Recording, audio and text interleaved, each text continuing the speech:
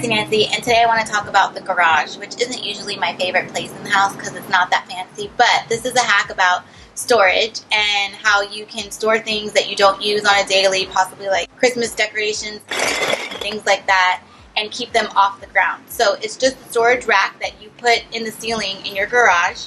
As you can see, I have mine.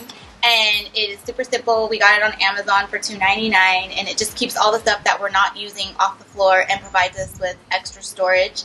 And it's just a great way to keep the stuff that you actually use down and everything else up and not having to go in the attic. And that is a simple storage hack for you. And that's Fancy Fridays for today. I hope everyone's living just fancier.